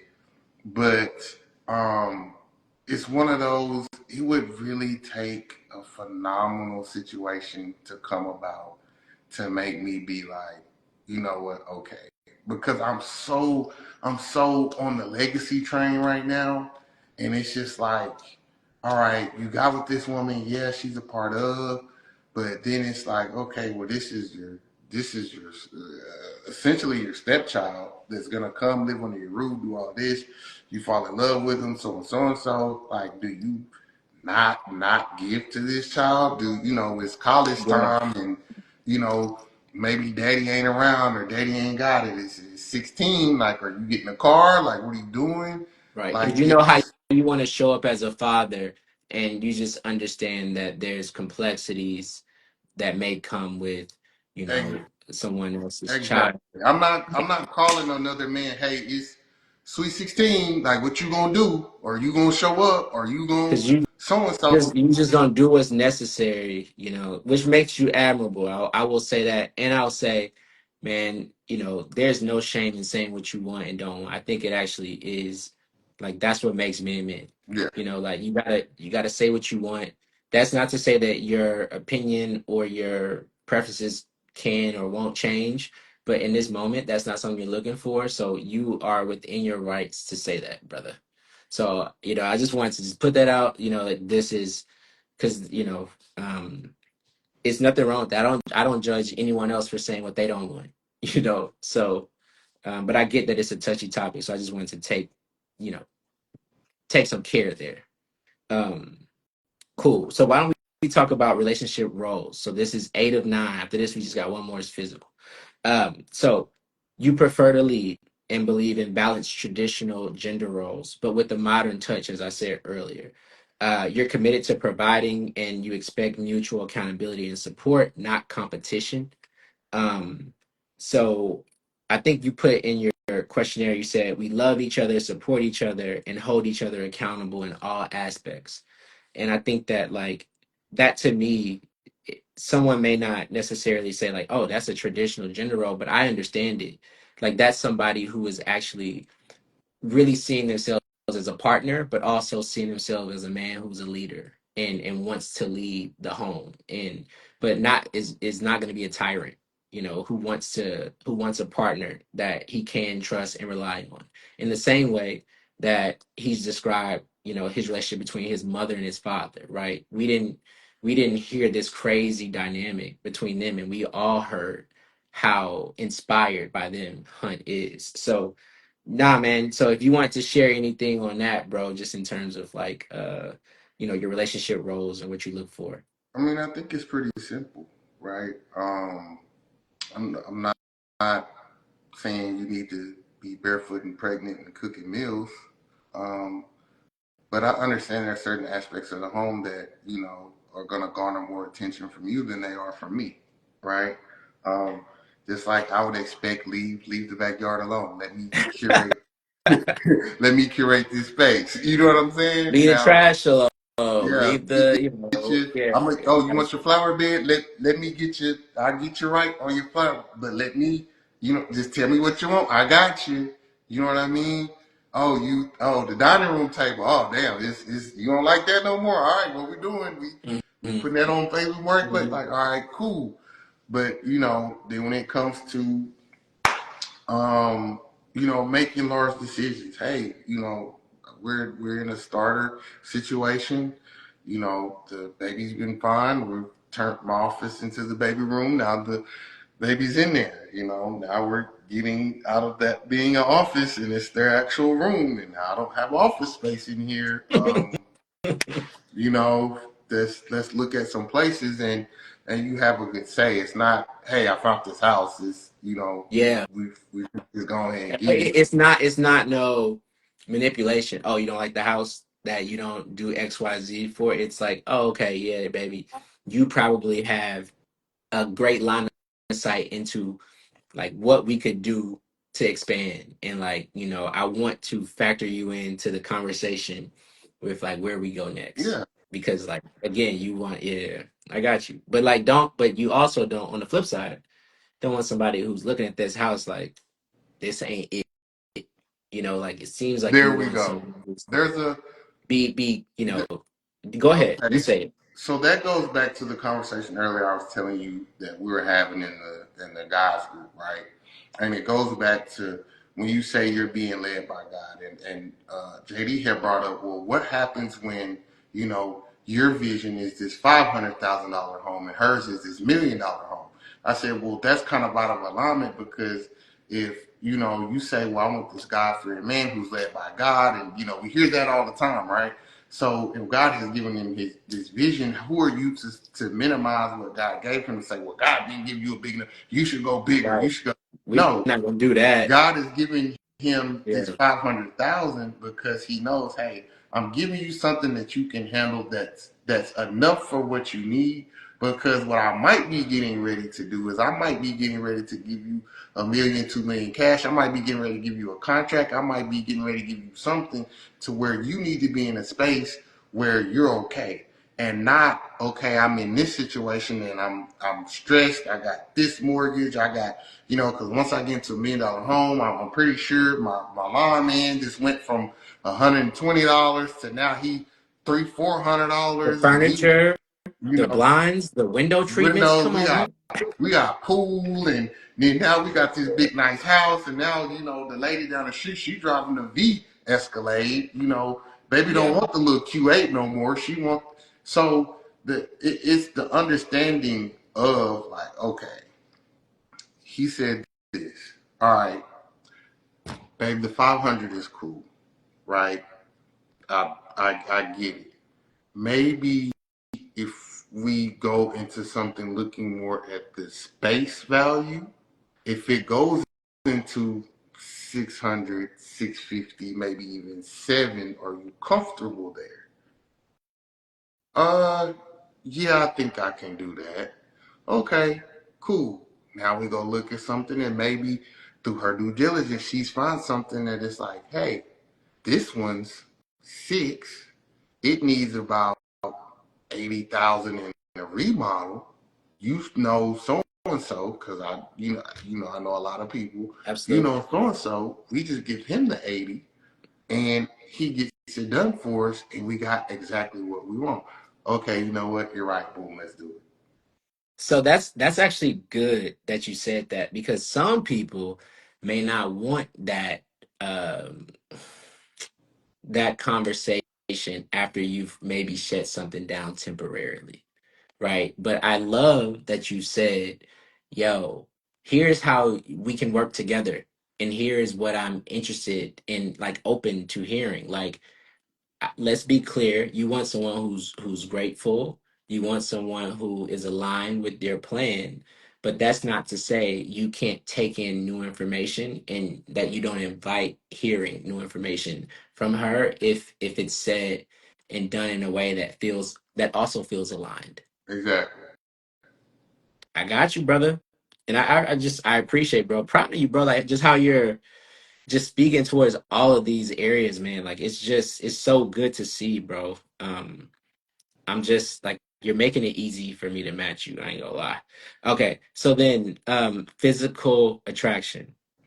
Okay, so you said you didn't have a hard type. Is that true? I don't, which is kind of crazy, right? Okay. But you do lean towards, I'm gonna say it. We're gonna laugh. You do lean towards the thicker bills and Ashanti style softness. Um, we talked about wigs, That's crazy. and you're upfront about physical preferences, but also places, here's the thing, also places personality and presence over perfection. I will tell y'all, like, I mean, I read Hunt's profile. I told y'all I sent him people, and like, so while Hunt says some of these things, it's just like the last point we just made, like how you can kind of talk to him about some stuff. Like, it makes, if the wig is like you can't tell it's a wig, I think Hunt be cool, bro. You know what I'm saying? Like, it's just it's certain aspects, Yeah. right? So I will say, man, like, the question I have is like, what draws you in visually, and like what keeps you there mentally? That's the question I want to ask, because I think we talked about types, and you don't have a type. You talked about things that's like kind of deal breakers, like things you don't really love. So like, what draws you in visually, and what keeps you there mentally? The Ashanti reference is crazy, and it puts a timestamp on my age, which is kind of wild. Boys at the BET Awards, like, And it was funny because I had just made a post. I said, I don't know what it is about Keisha Cole, hood ass, that has had a chokehold on me. Or I don't know, because I'm like, Keisha Cole, why you still look like this? Like, right, what is going on? right. But Hold on, somebody said, I guess she out. She slim thick. So I don't I know. hadn't even got to answer the question. But Yeah, um, but go ahead, bro. I just want to. no, I've literally, man, I guess you could say dated, entertained, been with, slimmer girls, I guess slim thick, like she Yeah. said, Mm-hmm. um, Ashanti types. And I'm not, and we talked about this, and We it's did. funny, you're gonna laugh, but I'm never gonna say, hey, I've never been with a fat girl before, or a full figured Right, right. There we woman. go. There we go. Right. I said the F word because that was how it came out when me and you were talking, and you Exactly, busted out exactly. laughing, and I was just like, you were like, bruh, boys be out here lying, Can we like talk about that for a second? boys be out here capping. Can we talk about that for a second? Okay, That conversation that took me to sleep that night because I was crying. man. Listen, I'll just make a little public service announcement. Don't sleep on anybody, right? Like, I don't care how you look. Okay, if you know how to treat us and treat, let's say, Hunt. If you know how to treat Hunt, talk to Hunt, like love and support and listen and pay attention, I think you can have a shot with anyone. It's so, like, I think that's what Hunt's saying when he's like, yo, I don't have a type. I think you may have a preference, but at the end of the day, like, if you are showing up in a way that's aligned, I think we still shoot our shot at Hunt, because I mean, he's reasonable. You know what I'm saying? Yeah, Like, but it has to be aligned though. Like, it's like, don't fake the funk, because you're gonna get through it quick. We're gonna be like, okay, like, you're just saying this, but like, yeah. I, Because I I think think let's talk about that. Like, I think how it's not like, sometimes it's we not put perfection. yeah, we put a lot of like, especially as men, like we put a lot of like emphasis on like the weight and all of that, Come on, right? And dog. you know, somebody went and looked at my page and they say, okay, well, he has this first picture where, you know, oh my gosh, he looks like hood. And then, you know, I look at his lately picture, it's like, oh, he's a little heavier. Like, yeah, I do that on purpose because for me, I woke up one day. I've always been an athlete, right? I've Yep. always, 6'4". Right now, I'm like 285.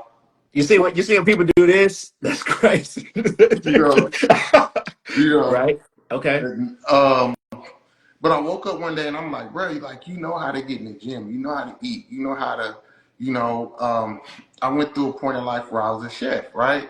So I'm constantly eating, I'm doing, I'm not caring, I'm going out at night, I'm drinking, you know, sleeping bad, whatever. So I woke up one day and I literally like, I remember I literally looked at my ex and she was like way younger than me, and I looked and I was like,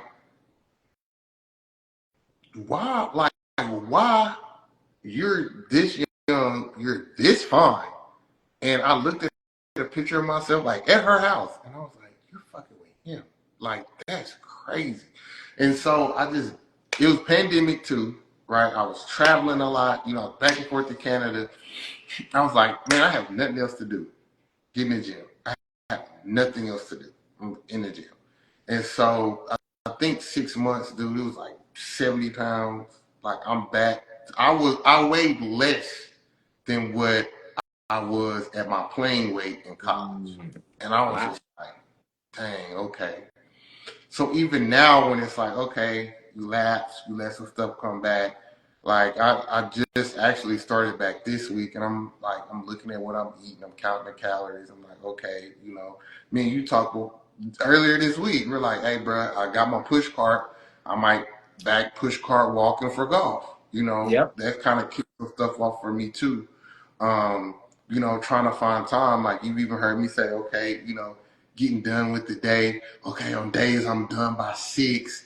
You Look know, at you. there's this gym I can go to that's at 7, or hey, I can go hit balls at 6 at the range. I can get that hour in, then I can get 40-minute gym in. I'm home by 8:15. I'm eating. I'm back in the bed. I'm ready to get started my next day, right? Um, so it's not like, oh my God, like it's a thing, but just know that it's not permanent. And I don't want to be in a situation where I'm like, hey, let's go work out, or hey, let's go hike, And then or but then there's like, nah. Like you want someone to be aligned. Like, yo, you need I'm someone who is gonna be like, active yes, physically. I'm Exactly. active physically. And like they may start off one way, but like if you have that commitment and it's earnest, you know what I'm saying? Like you are cool with that. I love that you said that, bro. And Yeah. here's what I'll tell people. I'm looking at a lot of data. I'm looking at what everybody wants and what everybody says they don't want. Everybody says that they want someone who is fit when they're describing their other partner, right? They want someone who is fit. I want someone who isn't obese. That's a deal breaker. If this is women saying men, men will say the same thing about women. You know, like they'll say, listen, I want someone who is not obese. I want someone who is fit, who has a healthy lifestyle. What I'm trying to say in the nicest way, because I'm coming from a I swear to God, I'm not judging anybody, and I get that there's different body types. I'm just saying both sides are saying fitness. So my takeaway was everybody should be in the gym. Everybody Hmm. should just be in the gym because both sides are saying fitness, right? So like, and I mean that in the most respectful way. Like it even helped me get back to like saying like, nah, I gotta do a better job with like managing my fitness, man. Because they're right. We're all right. We all know the answer. But the issue is like when you are looking at the other person and what they need to have, and you may not have it. And like that's the easiest way to see that is sometimes in fitness, you know, when I'm looking at the data. But like you may say you want somebody who's emotionally available, and then like you may not be that emotionally available, right? But like Hmm. it's hard to see that visually. So that's my takeaway. Um, and I was wondering how the best way to say it. I just felt like I would just share that. Yeah. Nah, it's all good. I mean, it just It makes sense, man. Like it's a thing where it's like, man, I've been in places before and I've seen like a slimmer chick, and I'm like, and you've heard me say some wild stuff before, like, man, I love her hair. I don't know what it is, but I love her hair. And I go approach her and I'm like, man, like, I'm sorry. I really just came to tell you I love your hair. And she, oh my gosh, she said, I'm trying something new. I didn't know. And then it sparks a cool conversation, right? Now, it might not always lead to us dating, right? Yeah. But So you mean to tell me you one of those men that actually walk up and talk to women in 2025? Like I heard there's a lot of people who just don't do that nowadays. I'm kind of, I'm a little more selective now, but you catch me, oh, don't catch me 2 years ago. Oh, pandemic? Because it's kind of, it's kind of one of those things where I understand rejection does There not we always go. mean no. Sometimes it's redirection, right? Like I've had to go through rejection a lot in life, right? There's, Texas Tech was not my first pick when I wanted to go to school. Like if you would have asked me, like, hey, where do you want to sign at today? It was between Texas A&M and LSU, right? And I literally watched, you know, one of my childhood friends go to LSU, and he's a legend over there now. Um, I've watched other guys from my high school go over there, and quick conversation with them, so and so, no offer, right? Um, LSU, I talked to LSU. They come in the day after signing day, right? I'm passing him in the hallway. He's like, "Hey, you play?" I'm like, "Yeah." He was like, "What position you play? What's your name? So and so." I tell him, he was like, "I've never heard of you." I said, "Well, I just signed to Texas Tech yesterday." And he was Mm. like, "What?" Yes.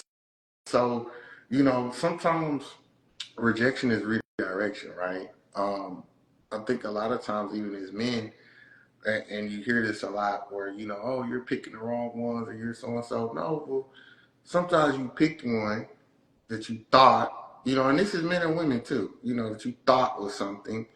And then you got in there. Some of us went a little further down the road than others, but you kind of learn, right? But someone who didn't learn, like you're consistently making a choice at that point, right? So And when you pick, I didn't want to cut you off. I didn't mean to cut you off. Go ahead, bro.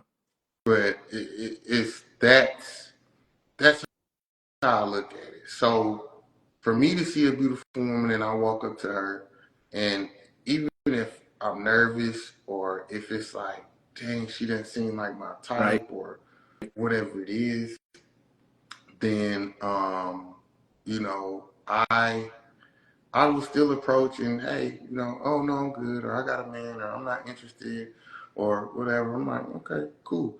I walk right back on whatever side of the bar I was at, and yeah, your ego takes a little bump for a second, But you but laugh about it and you get over it. Because exactly, right? you're going to hear no in life. But because the funny thing, AJ, is, and I will say the outside of my high school sweetheart, the two women that I've ever considered marrying, one I did buy a ring for. I was like 29 at the time, so that was 10 years ago. But you know, even my last situation, those women made themselves. How can I? How can I Take put your it? time, bro. Find the word. I'm not Take your time. gonna say like, oh, they hollered, but they made it apparent. Like one, I'm not on dating apps anymore. My last one we actually did meet on Hinge, but she was actually she messaged me first after matching, right? That rarely would happen. So that automatically, engaged us in conversation. Um, the other one I was speaking of, and it was terrible. I don't want to tell the whole story because it's a terrible story that makes her look bad. It makes me kind of but we were out, and I'll tell you around the time it was. It was Kevin Durant was in the finals. That should tell you how long ago Okay. it was. For Okay, Golden State. we're at a bar, and at the time I'll just say it, whatever. I'm actually with my high school sweetheart at the bar. We We're having a fight that day, going through it, and she's at another table across the way. And she keeps eyeing and looking, and when somebody's trying to catch your eye, you kind of see it, you're kind of trying to whatever, like my girl with me, bro, like you're tripping. You know what I'm saying? No matter if we're beefed, like I'm not going like that. You You know trying what to I add mean? another thing that we fighting about, and I ain't trying to have that. Like I'm we not trying to already. have that. It's so and it was it was like, okay, so she ended up knowing so she was an AKA. She ended up knowing one of my really good friends that was with me at the time because he was a Kappa. So they would hit parties. They had, whatever. So they went over there, talk, kick it. I got to sit over here with, the angry lady trying to make sure, hey, well, at least are you good? We're out, whatever. And then, later on, um, I ran into her because my girl ended up leaving. She lived in Clear Lake at the time. And so she had to go home, and she just kept straight up asking me. She was like, "Is this your girlfriend?" I was like, "Yeah." She was like, okay, well, I'm not going to be, you know, rude or anything, but, I know you saw me looking at you, and I was obviously looking at you for a reason." I'm like, okay, I respect that. So her friends started kicking it with my friends on a regular, and just so happens me and my high school sweetheart broke up like we normally do. It was an off and on thing forever. And she got wind of it on a Monday, and, The and breakup. she got wind of the breakup on a Monday. My That's phone that rings. Kappa, huh? My phone rings Okay. on a Wednesday. So and I'm not saying I need to look. I understand there's men out here that y'all feel like need to be chased and all of this. I'm telling this whole story to say sometimes, ladies, if you see something you like, it don't hurt to speak or to say something, or if you're at a bar, like Yeah, the whole looking across the bar googly eye thing sometimes. that's so Let's funny. push it to a wave. You know what I mean? I do. And that's why I kind of tried to tee it up because I was asking. So you're somebody who actually goes and talk to somebody. But I think that the people who don't do it for a number of reasons, right? Like it's the age of Diddy. No one wants to be creepy. Like no one wants to be too pushy. It's post-pandemic. Nobody's really trying to that changed us as people, right? Like no one wants to be the guy. You know what I'm saying? So what I tell people in the one-on-ones, this is free game. Like I think I don't want you to get out of your femininity. I don't ever want you to like necessarily have to go to a man and say like, "Look, I want you to take my number down or I want you to buy me a drink." Like I'm not going to ever tell you that. Like I would say walk up to it, break the proximity barrier and say, you know what, my girls and I had a debate and I want to get a male's perspective. Mm, Like, that's is a good one. Katie actually good? You cooking now. You cooking now. That was a good one. Is Katie good? You say Katie good. You know what I'm saying? And then like that way you are getting him to be like, hold on now. Like let me be the man that I am going to be. And I mean, like he talked about a situation where he was in a relationship, but if he wasn't, you might catch him where he's just like not really in the mood to like try to put yourself out there to get rejected, even though somebody can deal with rejection. So that's what I've been sharing. And a lot of women are like, really? Like, would that work? Like, and I'm like, yes, it would. But we've never talked about this, but yeah, I think that would actually work. So that's free game. But not Hunt, man, like, last week it was an hour long conversation. This week, what, 2 hours and 40 minutes. That's just a testament to um the depth in you, brother. Because the majority of it was just like hearing you talk about, your values, your intentions, your goals, you know what I'm saying? So just wanted to say thank you.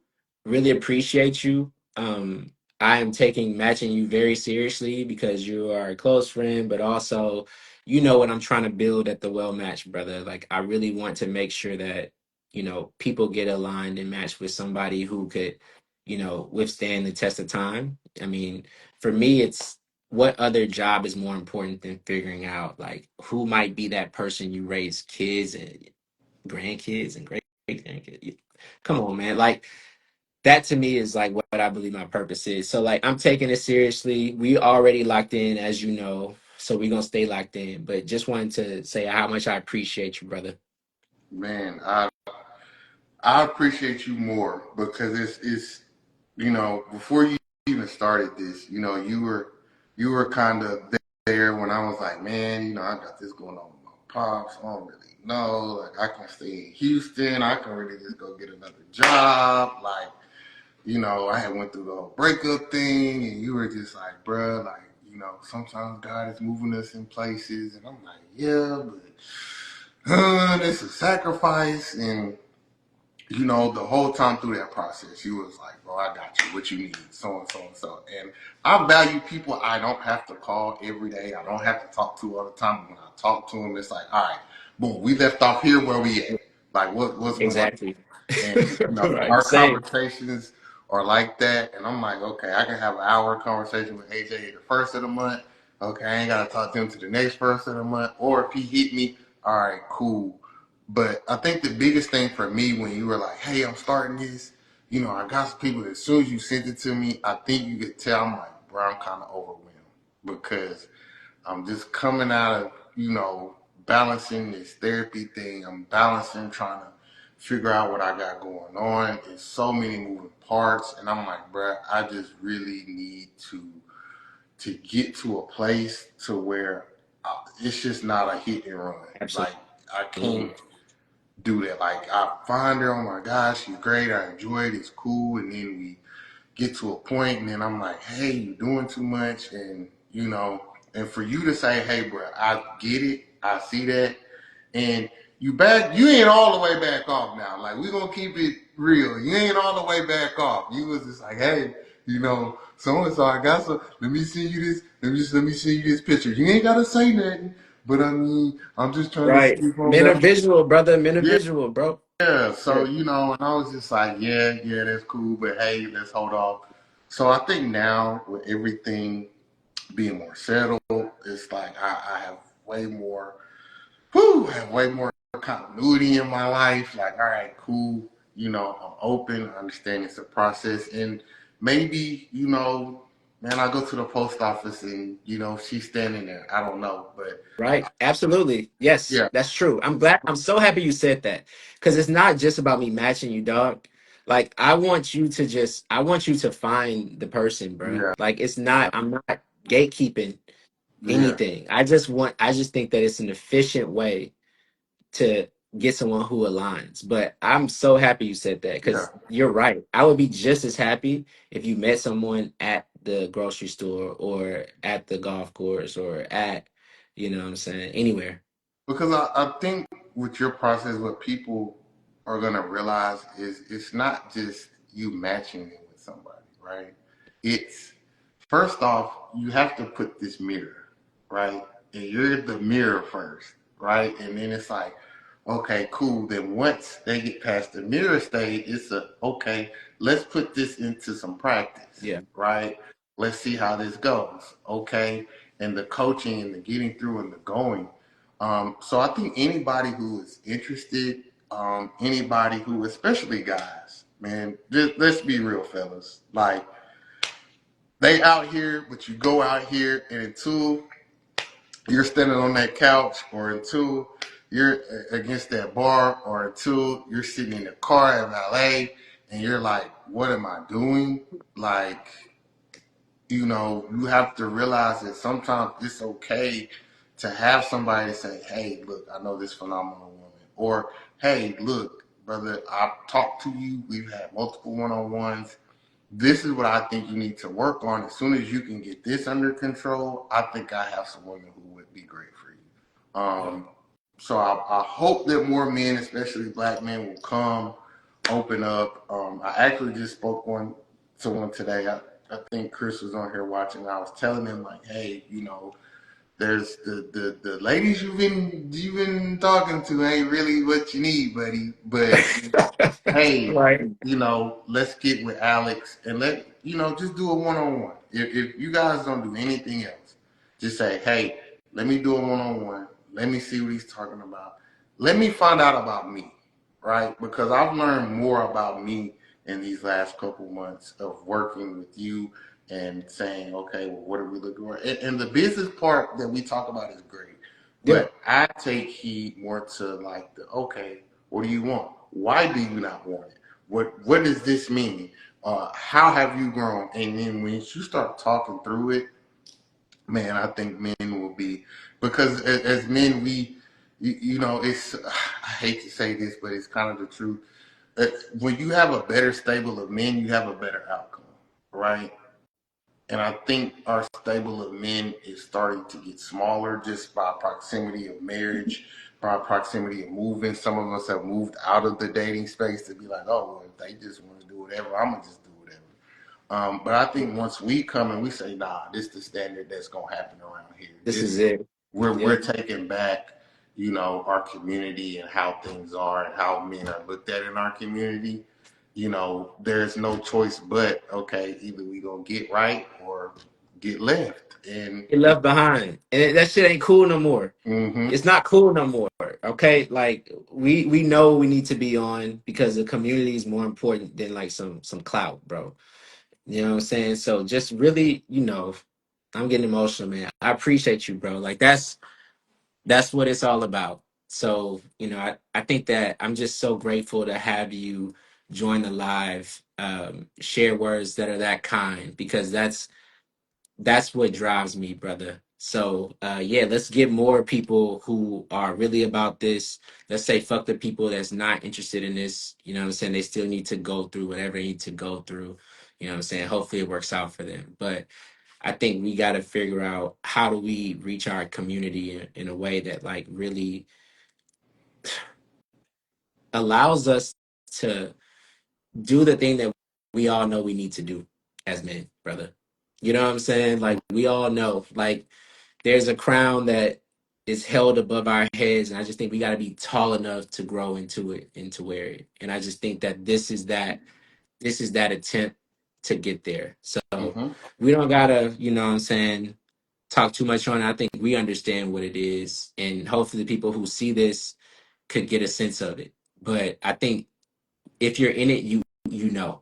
And I just want people to know if you're in that moment, that went through, that Hunt is in right now, where you are really intentional, but you're also like it's raw. It's the timing's good, but it's also important to find that person that's really aligned, right? To not make you backtrack. You know what I'm saying? Like, come to the well match, because I think we're building a solution and a platform for you to really find someone who is a good person and aligns with everything you're about. So that's my pitch. Didn't know I was gonna be doing a little commercial at the end of it, but I'm happy I did, brother. Well, Love I you, mean, man. it's better Yeah. than the final words. I feel like I want people to understand. I've experienced AJ, right? I've experienced you. I know who you are. And it's not even been that long of a time that we've grown into a space. Shout out to But golf. Shout out to yeah, golf. You know what I'm saying? golf. If you ever wonder what really happens with golf, it's not the outfits, it's not Right. the cigars, it's not the country clubs. It's the relationships that you build, Yep. and I want people to understand that, guys, he's really every day, 7 days a week, 24/7. This is his baby. This is what he's doing. So he's taking it serious, and I want us to take it serious because he does care about community. He's very involved in the community, very involved when it comes to his friendships and his family. So when you're looking for somebody, it's not somebody coming in and, oh, well, just come in, I'm gonna match you. Right. This costs you a couple of dollars. It's no, or you really like I'm trying to build something. So I think this is a legacy project for It you, is, right? bro. This is my baby, Yeah, bro. This is my yeah, child. I don't have kids. This is my baby, bro. yeah, Like you know that. So yeah. So that's all I got to say. my I'll keep quiet, man. dog. Shout out to Seven Iron Golf. Shout out to Uncle Near. Shout out to all y'all who stayed. You know, everybody who's been here from the jump and people who just joined. You know, along the way. I know people been jumping in and out. But really appreciate y'all. Really grateful for y'all. And yeah, so join us. You know, the next time we connect, it's definitely gonna be next week. But there's been some people who have reached out and said that they wanted to do this. So I have two more men who are interested in doing this. So maybe we have two next week. But if there's any, you know, woman out there who is bold enough to come here and share, you know, your truth and do it in a supportive community, as you saw, I completely invite that, and we'll make space. We'll hold space for you, and we'll make sure we honor you with the ear and with no judgment. And yeah, I'll then use that to try to match you with somebody who has that same energy. So again, appreciate y'all, love y'all, and good night.